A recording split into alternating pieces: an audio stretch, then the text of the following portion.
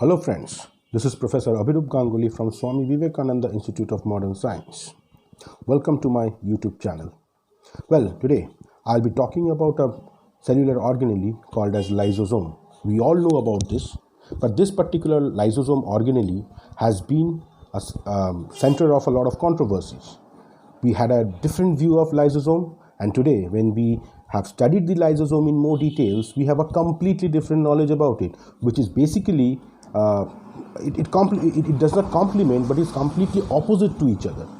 So I'll be putting forward the conventional knowledge about lysosome, as well as I'll be telling you what is the new era knowledge of lysosome that we have to understand lysosome as a cellular organelle in a far better way.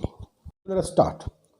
If we will first start off with the definition. How do we define this particular cellular organelle called as lysosome?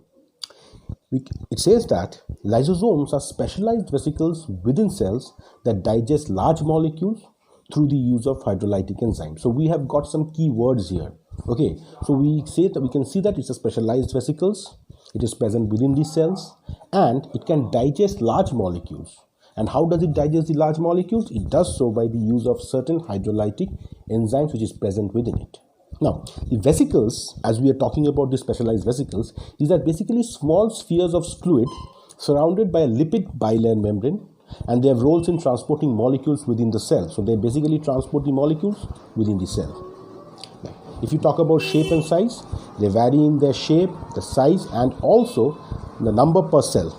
Okay, and appear to operate with slight differences in cells of yeast, higher plants, and mammals. So basically the shape, size, number, and also the mechanism of operation also differs from organism to organisms. Okay, as we can see that. Okay, for example, if you talk about a human being, a human cell contains around 300 of them. Around 300 lysosomes are present. But is it in all human cells? No, it is not so. Again, we will look into it. Not only do they digest large molecules, they are also responsible for breaking down and getting rid of waste products of the cell. So basically garbage disposal. We can simply say that it does a garbage disposal mechanism. So like as we have said, that it can digest large molecules, and these large molecules can be some waste products also. So they can basically break them down and they can get rid of them from the cell and from the body. And if we talk about the contents, what does this lysosome contain? We have already discussed that it contains certain hydrolytic enzymes. Now, how many hydrolytic enzymes and what sorts of hydrolytic enzymes? Well, it says that this lysosome can contain over 60 different enzymes. So basically, a wide variety of hydrolytic enzymes are present within these vesicles of lysosome. Around 60 different enzymes, and these 60 different enzymes means that there can be 60 different types of functions or more. Okay, that's so basically what we can say, if you talk about a digestion process or a hydrolysis process, breaking down of waste products, because of the content of this lysosome, we can say that this particular organelle can function the best as far as that particular function is concerned. Now let us look into the structure of the lysosomes. The lysosomes are generally very small, and we measure them in micrometers. So the size is measured in micrometers, and if you see the ranges, that is size range, what we can find is they usually vary in size between 0.1 to 0.5 micrometer. But the largest of the lysosome that we can see, that means the largest size a lysosome can attain, is up to around 1.2 micrometer. So quite a microscopic organelle we can say, because the maximum size is 1.2 micrometer and the smallest being around 0.1 micrometer. They have simple structure. They are just spheres made up of a lipid bilayer that encloses fluid that contains a variety of hydrolytic enzymes. So basically a very simple structure, just a bilayer lipid covering containing liquids and hydrolytic enzymes within it. And the lipids that make up the bilayer are all phospholipids, which are molecules that have hydrophilic phosphate head groups, like a glycerol molecule, and a hydrophobic fatty acid tail. So basically, you can say that the universality of what we say, the universality of the membrane structure, the membrane contents, we can see it in the lipid content of the lysosomal membranes also. Okay. Now, due to these differences in properties, phospholipids naturally form double layered membranes when placed in a solution containing water. So what do I mean by this? See, if we go back to the previous point, it says that it has a hydrophilic head and a hydrophobic tail. So one loving water, another hating water. So when such kind of a molecule, if you place in water, it will obviously try to orient itself in such a way that the water loving part is exposed towards the water and the water hating part is towards the center, okay, away from water. So that gives this a natural property of forming these circular molecules. Okay, they try to form a double, they always form a double layer, because in the double layer what we can get is two heads facing the water which are hydrophilic in nature, and the tails, their consecutive tails are towards the center which are away from water, protected from water. The phosphate group heads move to the outside of the layer, while the fatty acid tails move to the inside of the layer to be away from water. That's what I said. So the heads are towards water and the tails are basically away from water. The same phospholipid, as we discussed, that we find in lysosomes are also present in many other membranes in the cell, okay, and that includes the cell membrane itself, which is surrounding the entire cell. We have the nuclear membranes, or the nuclear envelope we call them, that surrounds the nucleus, the Golgi apparatus, and even the endoplasmic reticulum. So basically the lipid nature of lysosome, the lipid bilayer nature of lysosome, is same, is universal as per with the other double membranous structure. Now, how do these lysosomes? Now, there is a certain concept that how do these lysosomes get formed? It says that the lysosomes are formed by budding off of the Golgi apparatus. So they basically pinch off or they bud off from the Golgi apparatus, and the hydrolytic enzymes within them are formed in the endoplasmic reticulum. So we can understand. So just have a clear idea. What I am trying to say is, see, it has two contents. The main two contents of lysosomes, one is the lipid bilayer and another is the hydrolytic enzymes. Well, what we can understand, this lipid bilayer, what we understand is that lipid bilayer of the lysosomes basically are nothing but they are the budding off. They are bud off from the Golgi apparatus. But Golgi apparatus cannot synthesize any protein. So basically the question will come that then how does this, from where does this hydrolytic enzyme come?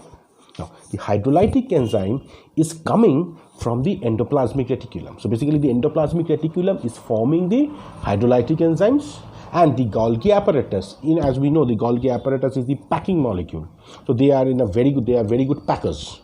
So what happens is, and they are in continuous connectivity with the endoplasmic reticulum. So after the hydrolytic enzymes are synthesized in the endoplasmic reticulum, they travel from endoplasmic reticulum to the Golgi, where they are packed.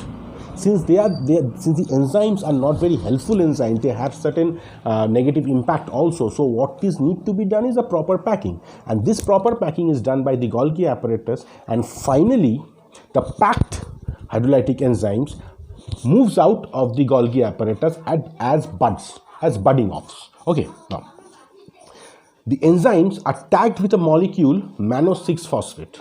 Now this enzyme, okay, these enzymes, as we were discussing, they have their specific function, they have their little destructive function also. So these particular enzyme carrying organelle should be targeted properly to a proper site. It should not go and fuse with anybody else, or that can cause a degradation of that. So what we do is, there are certain taggings, okay, like we do in GPS. Like there's a GPS which will direct you where to go. Similarly, in case of lysosomes also, we have such kind of a system, and mannose-6-phosphate is the one which does that function. Okay, so what is done is, the enzymes are tagged with this mannose-6-phosphate and then transported to the Golgi apparatus in vesicles, where they are packaged into lysosomes. So basically the enzymes are all already tagged with mannose-6-phosphate before they are into the Golgi apparatus, because once they are packed as vesicles in the Golgi apparatus, they should be ready, or they should be containing the enzymes having this mannose-6-phosphate, which functions as the tagging or the tag molecule for this particular these enzymes which is present in our lysosome. Now let us see what are the types of enzymes that we usually find in a lysosome. And as we have already discussed, there are 60 different types of enzymes. So which means there are a wide array of enzymes which are available in the lysosomes, which includes the proteases, the amylases, the nucleases, the lipases, and the acid phosphatases, among many others which are present. So enzymes are usually named for the molecules that they break down. For example, if you see the proteases, they break down proteins. The nucleases, they break down nucleic acids. So the macromolecule along with the ASE indicates the type of enzyme or the substrate on which that particular enzyme acts upon it. And as another example, we can also take the amylases, which breaks down the starches into sugars. Now the next slide we will see some images, okay, and the images depict some simplified version of the structure of a anyhow lysosome is a very simple structure, so I've tried to make it a little bit more lucified or make it a little easier to explain to you the details of this particular lysosome. So as you know, the enzymes and the lipid bilayer, and I have also magnified the lipid bilayer, and I've shown what kind of the lipid bilayer and what type of configuration the lipid bilayers can form, okay, and that we will be seeing in our next slide, where I'll be showing you the diagram. Well, here we can see how does a lysosome look. Okay, on the left hand side, if we see the diagrams, the figure in the left hand side, it shows the lysosomes. We can see the membranes, the double membrane structure, and inside the double membrane what you can see is different colored circles and boxes. Now what does that mean? That indicates the different types of proteins of the enzyme that are present within the lipid bilayer. So that's what a content of lysosomes are, different types of enzymes. To make it easier, so to make you understand, I have just given it with different colors and the circles and squares and different colors. Okay, that is what about that is the left hand side. If you come to the right hand side, the phospholipid bilayer structure, where it says, now here what I've given is the various, as I said, the various orientations or the various formations of these phospholipid structures. Okay, you can see the lipid bilayer, okay, the simplified one, the lipid bilayer. You can see the liposome, which is an artificially created one, and then you also have the mesial. Okay, now in all the three, one thing is very common. You can see that the white colored round shaped heads, and then there are tails. Look at the brownish colored tails. Now in all the three, the one thing common that you can find is the heads are always towards the outside and the tails are always towards the inside. If you see a mesial, that's a single layer. There also you can find the same thing. The surface or the outer covering is that hydrophilic, that is the water loving head, and inside is the water hating the tail. So that's a single layer. So that makes the water completely impermeable and the water cannot enter into the central space. So that is a mesial. Now next, what you see, the liposome. Liposome is a artificially or a man-made structure. We will be discussing it we'll talk about it. We'll talk a little bit about it also. And then you can also see the lipid bilayer sheet. Now, in both the cases, you will find the two ends are made up of the white colored hydrophilic heads, and inside the center, and the central part is occupied with the brownish color hydrophobic tails. So be it outside the cell or within the cell, both the cases is an aqueous environment. So even the part facing outside is also exposed to aqueous conditions, so it should have a hydrophobic head, as well as the part which is facing towards the inside of the cell, inside of the cell, or inside of a particular organelle also, doesn't matter, but the internal content is also aqueous, the external content is also aqueous. So anyhow, that is the reason the hydrophilic heads are facing them and the hydrophobic tails are embedded within them. So that is what a phospholipid bilayer structure is. That is what the nature of a phospholipid bilayer structure is, and under all conditions the phospholipid always orients itself in this format only. So let us see what is a liposome. Now, liposomes, you should not confuse liposomes and lysosomes. We should never confuse that, because they are two different things. Okay, liposomes, we have to keep in mind, they are artificially created vesicles. Okay, now obviously the structural similarity is there. The lipid bilayer structure of a lysosome and the lipid bilayer structure of a liposomes are same, because they are made up of these phospholipids. Okay, but liposomes are specifically artificially created by man. Okay, and like lysosomes, they also function as a vesicles only. Okay, now, and we usually design that because we make it to function as a as a medium for drug delivery. So for delivering a successful delivery of pharmaceutical drugs, we pack them within this liposome structure and then we deliver it. Okay, it can go and fuse with the target organ and then it can deliver its content. So that is what a liposome is. Should not be confused with lysosome as such. Now, so this is the conventional knowledge that we had about lysosome. But then the recent research has given us a new facet about this particular organelle. So today we have a completely different view about this particular organelle, which is called as the lysosome now. So recent bioscience work on programmed cell death or the apoptosis and the endocytic pathway is indicating that our knowledge and perception about lysosomes are in need of a real makeover. It is what we knew and what it actually is not the same. What we believed, well, it's fine, we believe that, but today the knowledge has enhanced and we have a different facet, we have got a different view of the lysosome altogether, and we have to see that. So historically, or as I said, our conventional belief, we used to say that lysosomes were called as the suicidal bags, or they were also called as the garbage disposal units. So suicidal bags and garbage disposable units were the two terminologies which were associated with this particular organelle. But and how they used to explain the mechanism is that by bursting and releasing chemicals within the cell, they were thought to bring about cell death and autolysis. So they used to just burst open, release the hydrolytic enzymes or the chemicals that were present in them, and they used to bring about killing of the cell or death of the cell. But these functions no more apply for the lysosome today. We have understood. When we have studied this lysosome in much detail, what we have found out is that these two functions do not associate with lysosome at all. On the contrary, we have also been able to identify the reason. Since we have been today able to identify the reason for the cell death, we can say that very confidently, because the research has revealed that that programmed cell death and phagocytosis, these are the two phenomena which are responsible for killing cells or elimination of cells. And this is a process which happens throughout the life of an organism.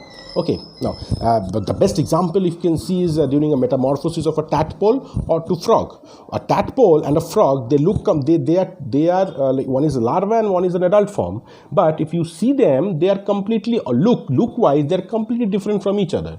What you get in a tadpole are clipped off. They are programmed cell death and there is phagocytosis. They will come into existence and they will remove off all the extra and the unwanted parts that are present in a tadpole. The best example is a tail. The tadpole has a long tail, whereas frog doesn't have a tail at all. So such kind of phenomena, such kind of metamorphosis includes programmed cell death, and also phagocytosis is involved for the conversion of a tadpole into an adult frog. And in this function, in this metamorphosis, we were not able to associate the functioning of a lysosome. We were not able to associate. The lysosome was not involved at all in this metamorphosis. Research of the endocytic pathway is indicating that lysosomes are simply storage organelles. They store hydrolases or the hydrolyzing enzymes within them, and inside the lysosome, they are actually present in an inactive form. They are not active. They are not active enzymes. Inside the lysosomes, they are inactive. So that is what endocytic pathway has told us. A proper detailing understanding of the endocytic pathway has given us. Okay, and the activation and how does this? So the inactivated enzyme is present. Then to function, the hydrolysis should become active. And how does that happen?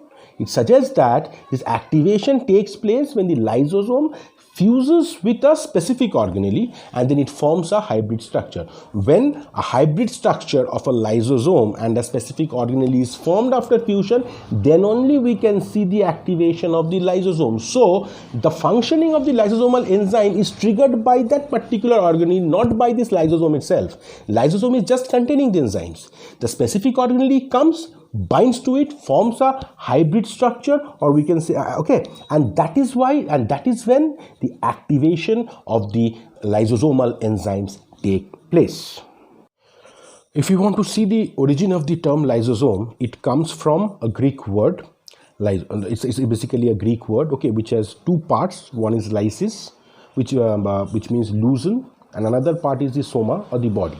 So, and they are found in nearly all animal and plant cells. So basically they're universal. Animal cells, plant cells, you will find everywhere, you will be able to find the lysosome. Now, in plant cells, what we find is that the vacuoles carry out lysosomal function. So in plant cells, the lysosomal content is very less because vacuole is there and vacuole is doing that particular function, but not in animal cells. We know that animal cells do not contain great vacuoles. Now, lysosomes appear initially as spherical bodies about 50 to 70 nanometer in diameter, and then and are bound by a single membrane. So initially when they are formed, they are very small. They are not even in micrometers. Their sizes in nanometers, 50 to 70 nanometer in size, and only with a single membrane covering. But with maturation, it increases in size and it also develops the double layer structure. Now, several hundred lysosomes may be present in a single animal cell, and animal cells since vacuoles are absent, for animal cells the only storage or the only storehouse of hydrolyzing enzymes is the lysosome. So they are present in much more quantity, much more number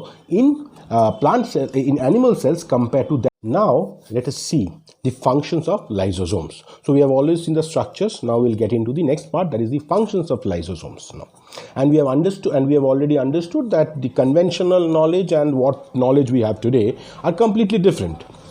So recent work suggests that actually there is not a single type, but there are two types of lysosomes. And what are they? One is the secretory lysosomes and another is the conventional lysosomes. Okay, so two types. First we will see the secretory lysosomes and then we will see the conventional lysosomes. Okay, now, so as far as secretory lysosomes are concerned, okay, they are found, okay, in immune, basically they are found in the immune cells, though not exclusively. That means that it is not only present, it is not only found in the immune cells, but they are predominantly present. The secretory lysosomes are predominantly found in the the cells of the immune system. Okay, example is the T lymphocytes. Okay, and the T lymphocytes, we know they are derived from the hematopoietic cell line. So T lymphocytes are a good example of cells which contain high quantity of secretory lysosomes. Now, basically, the secretory lysosomes, they are a combination of a conventional lysosome and a secretory granules. Okay, now they differ from conventional lysosomes in that they contain the particular secretory product of the cell in which they reside. That means it's not the profile of the enzymes that are present in such kind of a lysosome, but the specific enzymes are present. Okay, specific for the functioning of that particular cell, the type of function that cell does. The enzymes which are required for fulfilling that particular function, you will be able to find those specific enzymes in the lysosomes of such cells. Now, for example, as we were discussing about T lymphocytes, we have taken the example.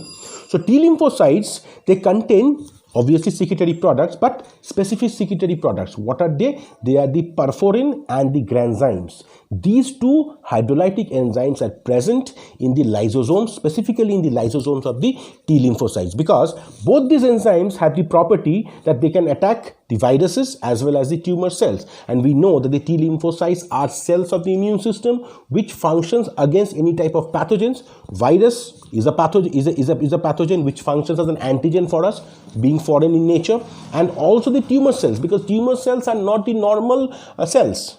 They are the cells which have converted themselves into a different form. They have lost their cell cycle control and they are a new type of cell. So the immune system does not associate them as a normal cell. So they are considered to be an antigenic cell. Okay, so there is an attack. The T lymphocytes, they attack the tumor cells and they try to destroy them, and by the process they try to protect us. So such kind of cells, okay, they require those specific enzymes which can specifically target these antigens like the viruses and the tumor cells, and perforin and granzymes does that function, and hence in the lysosomes of these T lymphocytes we specifically find these two type of hydrolytic enzymes.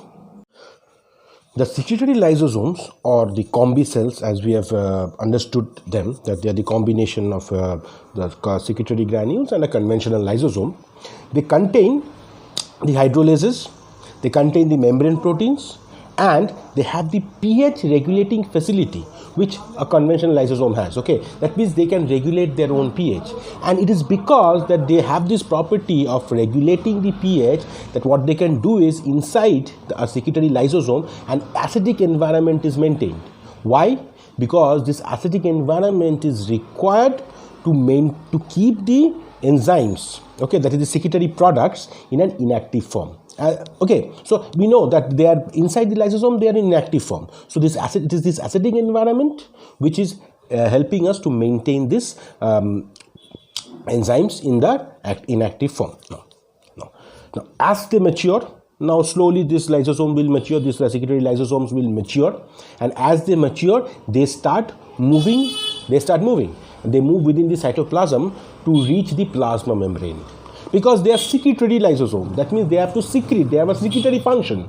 So they need to dispose of their contents outside the cell, and from where they can do it, that is through plasma membrane only they have to do it. Plasma membrane is it functions as a border between the inner content of the cell and outside environment. So that is the reason the mature secretory lysosomes slowly move through the cytoplasm towards the plasma membrane. Now, when they reach the plasma membrane, okay, there they are held in a standby mode. That means they are there.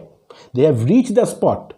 And they also have the warhead within them, that is the secretory molecule that is there within them, okay, but in an inactive form.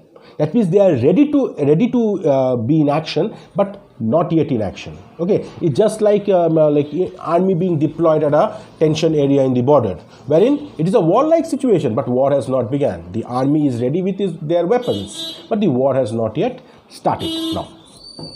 So exactly the same way our secretory lysosomes are located or posted at the plasma membrane, at the borders of the plasma membrane, ready to get into the war with all its potent warheads. Now when the T lymphocyte cell is perfectly focused on the target cell, the secretion is fired. So before this secretion is fired, what is essential is the T lymphocyte should completely focus itself on the target. Which antigen are they targeting? That is very important. Okay, if it is a misfire, then it will, as is a hydrolytic enzyme, it will go and it will destroy some other normal cell. So that we cannot afford. So before firing, the cell or the secretory, the lysosome should fix its target, that exactly which antigen they are targeting and where they will release their secretion or where they will send their secretion. Just like before firing a bullet, you need to aim properly, otherwise you can kill somebody else. Okay, exactly the same thing is happening. Now what happens is, as soon as these secretions, okay, are released out of the lysosome, the immediate thing that will happen is there will be a change in the pH. The chemical environment will change, because inside the lysosome it is acidic, but outside the lysosome it is not. And hence the enzymes which were actually present within the lysosome in an inactive form, as soon as they come out, they get exposed to a different pH, they get activated. Okay, now this is important. Before they lock on the target, the chemicals should get activated. Now the chemicals are activated and they are ready to go and hit the target. Okay, so this is a very nice phenomena, and this targeting has to be very perfect. The activation has to be perfect. Both are essential, because without targeting, if you secrete, it will go and hit somebody else and destroy an unwanted cell or unwanted molecule. And if activation is not done and then release, then also it is of no use, because inactivated enzyme will anyhow have no impact on the target. All this that we discussed is done with precise control of location and timing, not only to maximize effect on the target, but also to minimize collateral damage to friendly neighboring cells. So anything, if you misfire also, it will cause a problem, and if you do not secrete a proper activated enzyme, that also will have no impact. So it has to be done with a precise control of the location and timing, where and when. These two are very important stuff, and that is done perfectly. Okay, now some conventional cells, example the melanocytes and renal tubular cells, can also carry out regulated secretion. So apart from what we have discussed now, there are other secretory cells also, like the melanocytes and the renal tubular cells, okay, that are also in a position, their function is also a regulated secretion function takes place. Genetically different disorders of secretory lysosomes can lead to impaired platelet synthesis, which is a type of immunodeficiency, and hypopigmentation. So this is something which is associated, the disorders are associated. Okay, if if there is a genetic disorder and the secretory lysosomes are not functioning properly, so it can lead to a lot of problems in the body. The major being the platelet synthesis, that is the impaired platelet synthesis, which is an immunodeficiency disorder, which is an immunodeficiency disorder and also a hypopigmentation disorder. So with that, we have understood what is this conventional secretory lysosomes are. Now let us come to the next type of lysosome, that is the conventional lysosomes. Okay, now conventional lysosomes, when we discuss the function of the conventional lysosomes, we can explain it in a very simple way. There are steps. Okay, so arrivals, meetings, kiss and run, fusion and maturation model. So these are the few models by which we can actually convey or explain the functions of the conventional lysosomes. Okay, we'll see one individually. So first we will see the first model, that is the arrival and meetings. So what happens here? The lysosomes reside in the cell as reusable organelles, and when cell division takes place, each daughter cell receives a number of lysosomes. So that is the mechanism. Okay, they are present in the cells. Okay, and they are always reusable. That means they can be used, keep on being used. It's not a single used one, so you can reuse it. Okay, and when cell division takes place, both the daughter cells, they are in a position, they get equal share of both the daughter cells get equal share of their lysosomes from their mother dividing cell. So during division, they have received their share. But as the cell grow and mature, what we see is the number of lysosome also increase. That is there. But we have not yet been able to understand that process very well. It has not yet been elucidated, and we are still in a search that how does this increasing number of lysosomes after division takes place now. There are a few hypotheses, there are a few concepts. One is that it is thought that the reservoir of chemicals in the lysosome can be topped up by supplies from the Golgi apparatus. So one belief is that the lysosome has the number of lysosomes are there, and as the cell grows, the Golgi supplies or tops up the supply of the lysosomes, and they keep on increasing. Okay, now the chemicals, but the chemicals the Golgi cannot. But the chemicals are actually manufactured in the endoplasmic reticulum, which are then modified by the Golgi apparatus and transported to lysosomes in vesicles. So that is what the belief is. That is how they keep on increasing in number and size. So after after division, they are receiving it from the Golgi apparatus, which is nothing but the proteins synthesized by the endoplasmic reticulum. Golgi is packaging it as vesicles and sending it to the lysosomes. Okay, now modification in the Golgi apparatus includes destination labeling. So there has to be modifications, we know, because once the Golgi has to send its contents only to the lysosome, the first and the foremost thing that it has to do is it has to label its destination. So that is one of the major modifications that the Golgi apparatus has to do, and that is done at a molecular level, ensuring that the vesicle is delivered to a lysosome and not to the plasma membrane or elsewhere. So the molecular labeling is done in molecular destination labeling is done in such precise manner that the vesicles travel and reach the lysosomes only, and it does not go anywhere else. It's very likely that if you start traveling in a car, even if you don't have a GPS, you can land up anywhere else. You can you might want to go to some place, and you can land up in some other place. But if you have a GPS, you do not lose your way. Similarly, at the molecular level, the Golgi apparatus is actually doing the same thing. It is doing the destination labeling. And this label is again a nice thing. It's a reusable one. That means it is labeled, it carries the vesicle from the Golgi apparatus to the lysosome, delivers its contents to the lysosome, and then it comes back. It comes back to the Golgi apparatus again to carry the next vesicle again to the same spot. So it can be reused, and that is how it goes on. Okay, so it carries from to and fro. This particular the molecular labeling that we have does that function perfectly. Now, as we know that lysosomes contain about 50 enzymes that speed up the degradation of polysaccharides, lipids, DNA. So basically all types of macromolecules can be degraded. The degradation can be increased, the rate of degradation can be increased by the lysosomal contents now. And majority of these enzymes, though not all, they are usually acid hydrolases, and their functioning is at a pH of around 5. Okay, majority of them. And this acidic condition is maintained in the lysosome. So we know that inside the lysosome only the acidic condition is maintained, and it is done by the proton pumps, okay, which are present in this specialized membrane that surrounds it. So the membrane of the lysosome has these proton pumps, specialized proton pumps, which maintains this particular acidic environment within. Now, what does this proton pump actually do? How do they maintain this acidic environment? They basically transfer hydrogen ions from the cytosol across the membrane into the interior of the lysosome. So it's just the transfer of hydrogen ions.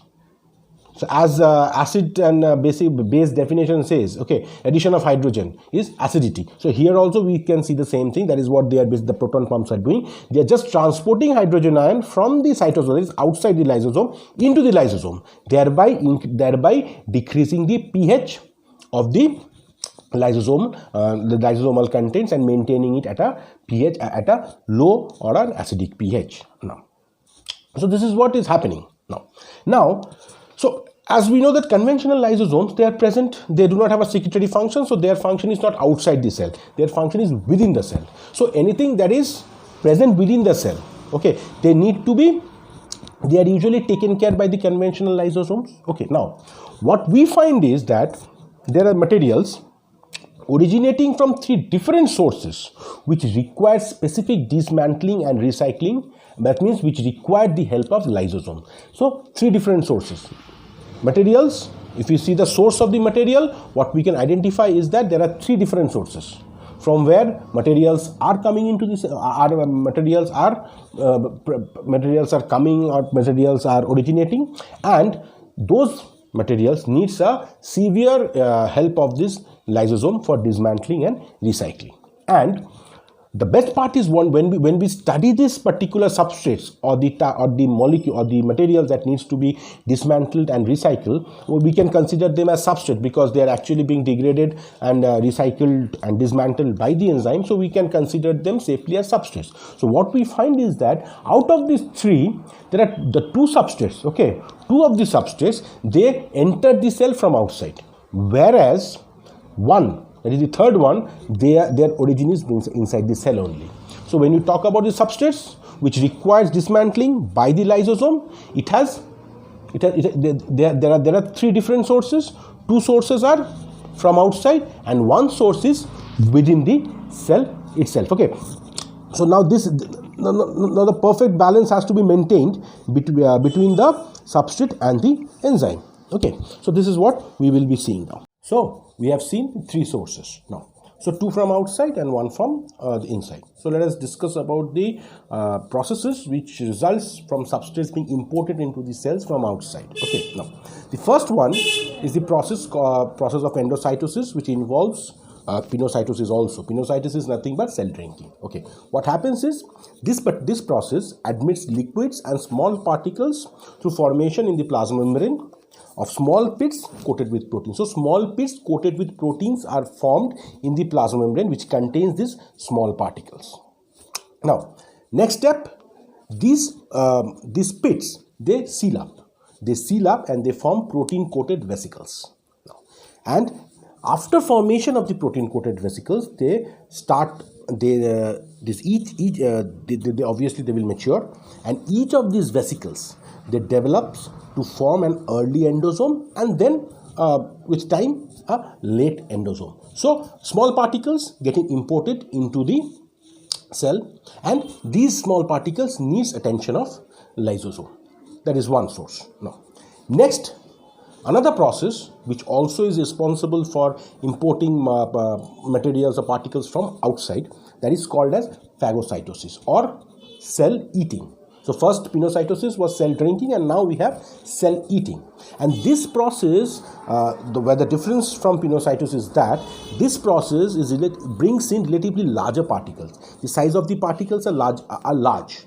pinocytosis or whatever we have seen, or the endocytosis process that we have seen in the earlier one is usually small particles. But here phagocytosis is involved in importing larger particles. Usually the particles are greater than 250 nanometer in size. Okay, and they include varieties like the bacteria and the cell debris. Okay, they are some of the materials that are imported into the cell by phagocytosis. Now, phagocytosis can be carried out by any cell. In fact, ordinary cells also carry out phagocytosis to a limited extent, but there are a specialized cells who has been designated, or they have been made specialized to perform phagocytosis. Okay, and those cells are called as the macrophages. And these macrophages, since they are involved especially in the process of phagocytosis, okay, hence what we see is they contain, their lysosomal content is also very high. They contain around 1,000 lysosomes per cells. Okay, now the structures that result from phagocytosis is called as phagosomes. Okay, so what happens is the structures that forms as the larger particles enter, okay, through the process of phagocytosis, the structures are formed in the cells, and these are called as phagosomes. Okay, so we have already seen what are the materials and what are the processes which is carrying the material from outside the cell, which requires a lysosomal exposure. Now, as we have discussed, the third one is from inside the cell, materials which are present inside the cell and which require lysosomal attention. Okay, let us see what it is. Now, from inside the cell, autophagosomes are responsible for removing organelles such as the mitochondria and the ribosomes that are life expired. Now, what happens is, it is thought that a membranous structure surrounds and encloses the life expired organelle to form an autophagosome. And this structure then fuses with a lysosome to form a hybrid organelle. So basically, all these organelles, now since we know that these organelles are living entities, they will have an expiry life. So the time when it comes that they will expire off, they need to be seriously destroyed and removed off from the cell. And that function can be done with the help of the lysosomes, because lysosomes, they are the one which carries the hydrolyzing enzymes. So these organelles, they fuse with the lysosome, creates a hybrid structure called as autophagosome, and then the next process of the hydrolyzing enzyme destroying the organelle components, and then they are removed off from the cell. So this is what the third thing, the third substance. So we have already seen that from pinocytosis, the phagocytosis, which are external sources, and then autophagosomes, which are the internal sources. Okay, so with that we have understood the concept. Now, the next system is, the next model that we will discuss here is the endolysosomal systems, which we say kiss and run. Okay, then full fusion activities and maturation model. These are the three models we'll be discussing now. Now, from the name kiss and run, we can make out what it is: full fusion activities and maturation models. Okay. Research has been carried out on tracing how materials taken into the cell by endocytosis are transported within the cell and eventually broken. So that is again an important thing. It's not only about transporting inside the cell, but how those imported materials travel within the cytoplasm and how they undergo, that is how they undergo the process of endocytosis, and then how they're eventually broken down. So that is something which we need to understand, and for that we'll be looking ahead for our next slide. Much of the work has centered on the early and late endosomes, but with a measure of caution, what we do is we consider the phagosomes, the autophagosomes, which are generated at various stages of this endocytosis process, and even the late endosomes, okay, all as late endosome itself. Okay, so this will make our life easy, and it will help us to understand the endosomal system in an easier way. Okay, now there is now a considerable amount of evidences. Okay, we have done a lot of research and we have considerable amount of evidences to make certain following statement about this process. And let us see one by one what are the considerable statements that we can make. We can say that the main site for proteolysis is not the lysosome itself, but an organelle which is more like the late endosome and contain about 20% of the available hydrolases. Okay, so this Since what we find that the late endosome, which is responsible for this hydrolyzing activity, contains only about 20% of the available hydrolases. Okay, so we can easily say, so we can understand that it is not the lysosome which is actually playing a part, but lysosome is contributing its enzymes for the action as asked or as required by the target organelle. So that is one.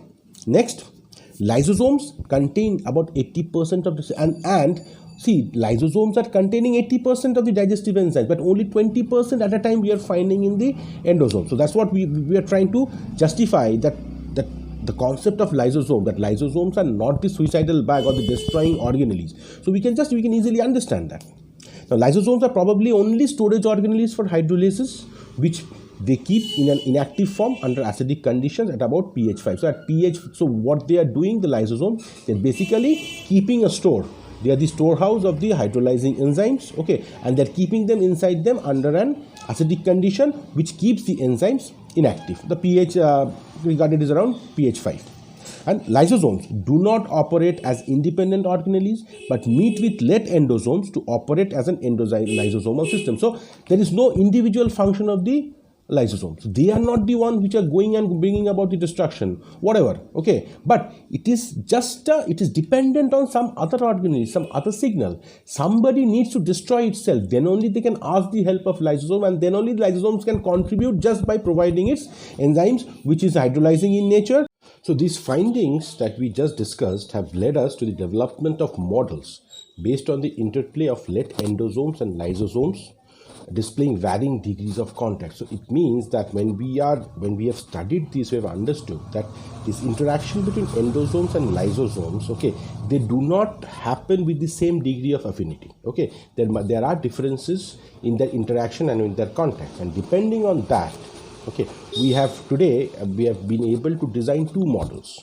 One model is the kiss and run model, and another is the fusion model. Okay, so we'll see details what do these models talk about. Let us see the first one, that is the kiss and run model. Okay, what happens? What we have seen that in this model, okay, there are many names that have been suggested to that.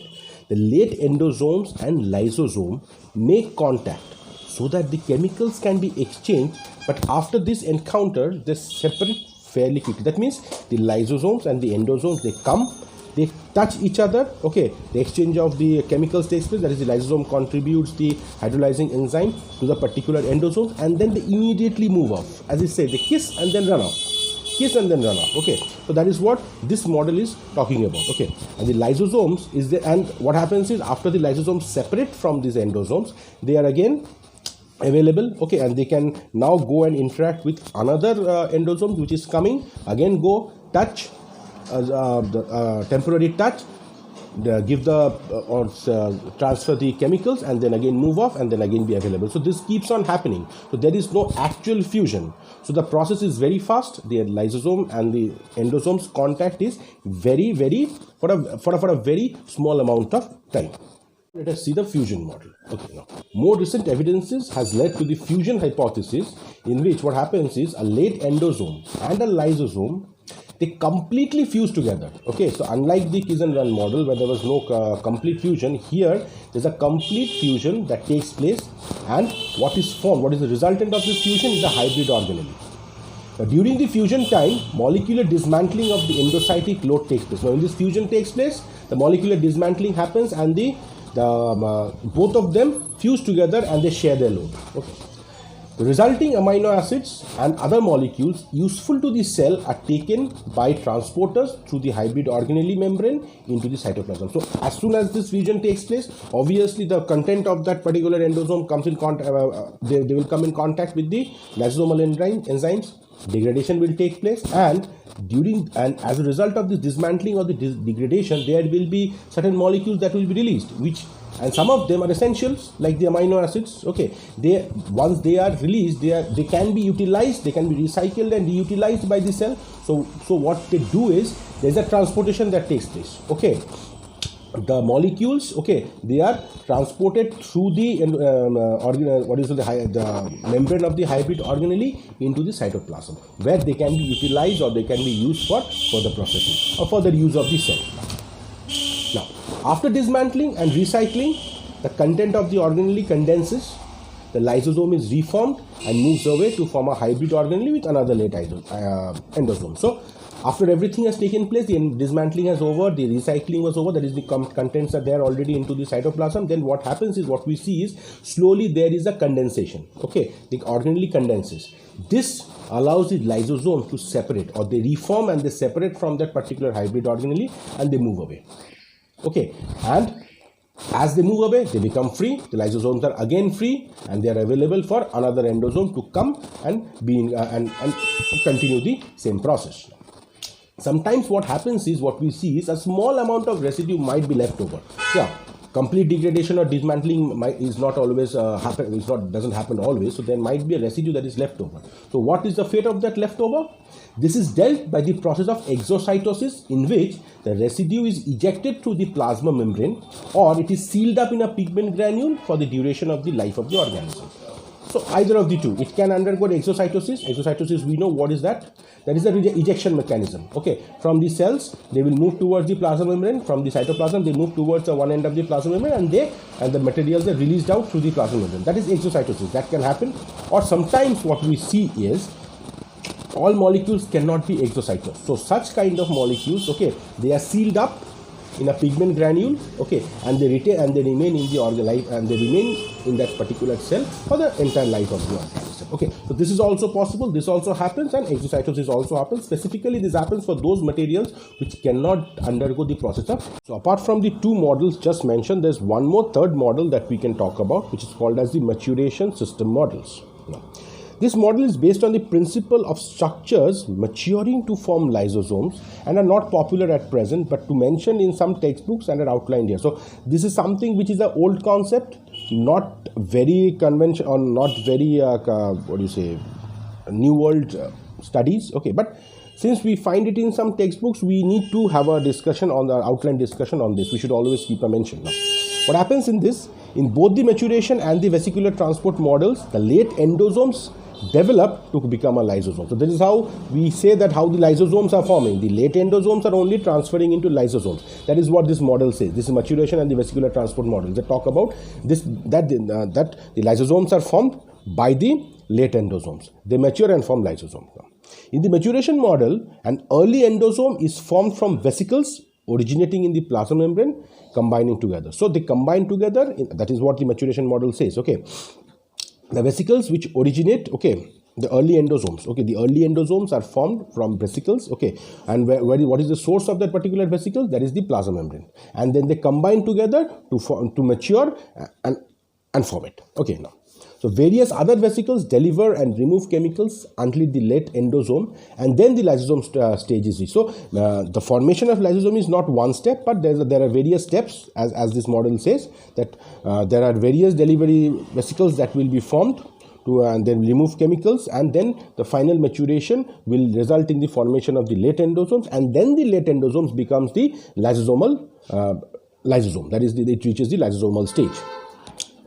In the vesicle transport model, what they say is the early and late endosomes are considered stable, separate organelles with vesicles carrying chemicals from early endosomes to late endosomes. So here the model is little different. Here what they say, the vesicle transport model says that the early and the late endosomes, they are different. They are not the same. Unlike the maturation model, where we say that the early endosomes are maturing into a the late endosomes. But here what they say is, the vesicle transport model says that no, the early and the late endosomes, they are separate entities. Okay, they are considered as stable, separate organelles, okay, with vesicles, okay.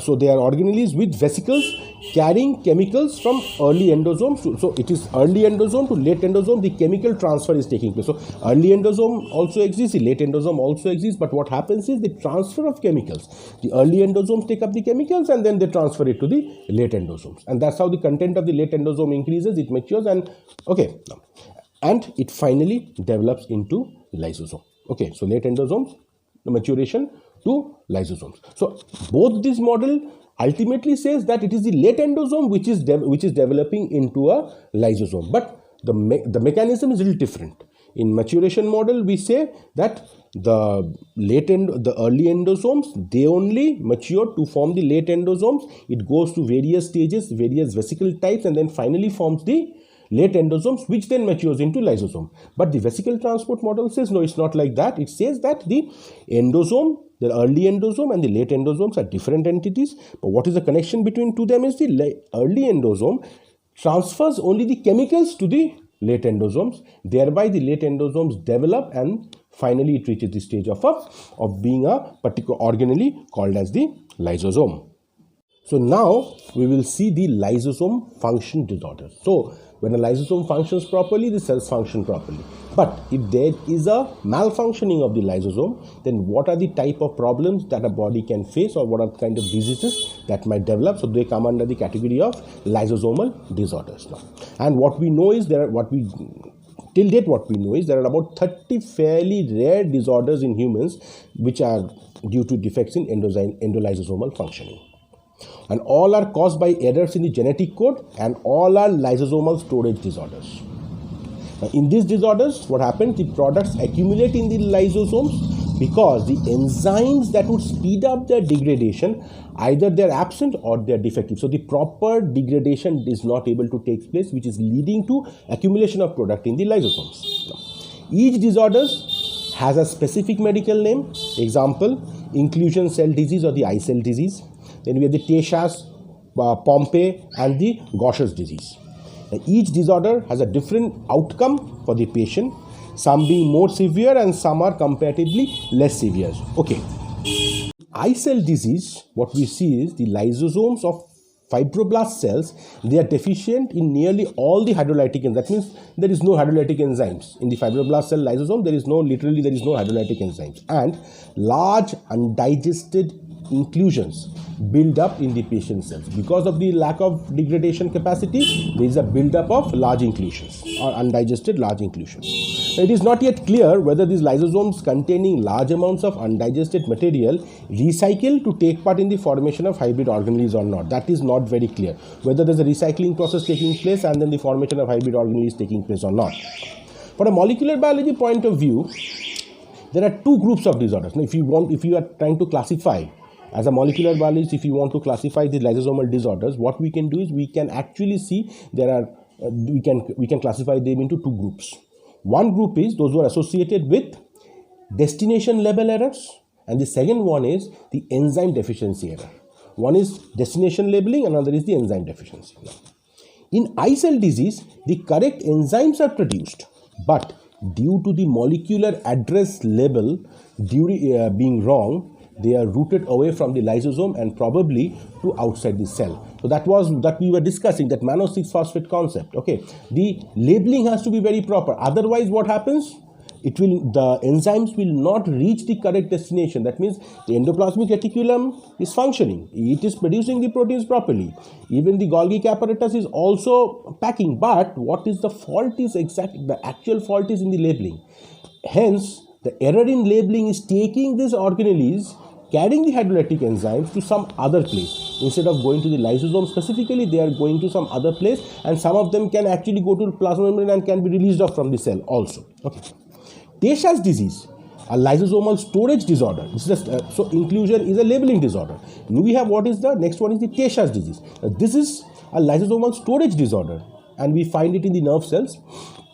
Nearly always causes early death, but the incidence of death is now falling thanks to testing and genetic counseling. So we are trying to, the Tay-Sachs disease, since it's a storage disorder that we find in nerve cells, initially it used to cause a lot of death, almost early death for everybody. But today the lifestyle changes and has helped us by doing a genetic counseling and going for a proper testing. What we are trying to do is we are trying to counsel the patient and trying to improve his lifestyle so that they can survive for a longer period of time and do not become prey to this particular disease.